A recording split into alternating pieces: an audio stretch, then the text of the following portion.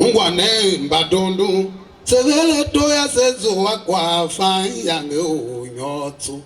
iluketo oyundu jepa fakenga twa oyundu mo mbatona bakenenge ma apapine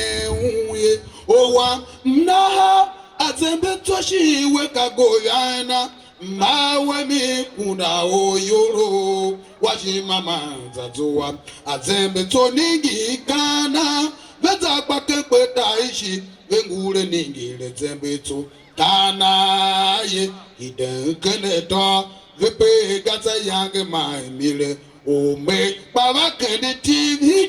ka zembe to do bagene nyolu ome ngutune une bana ine kana urupe shawunga tumlave ne kare ne zanyoka kene toto o ihundu ye fachicha rubunde goko no fachicha ya bunde goko iwo ife kungae yanza kabaguye atama kuhange mma mfa imeza shakunga mandisale ju baguku shiwe maudese kono bagukazana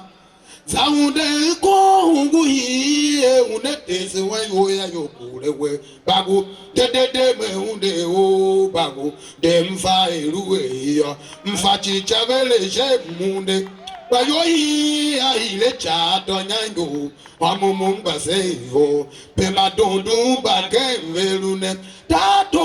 hangi vepa fachichagema nave ave atauga chuvetsinda jijingi tikaisha uwetesi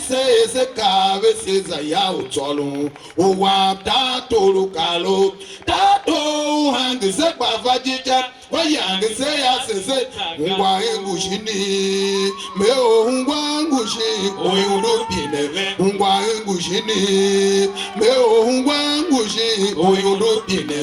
bila yonyotu oyundu manyekene to ozegemge yo oyundu papine yekana ungwa jagbendase vegbaluvi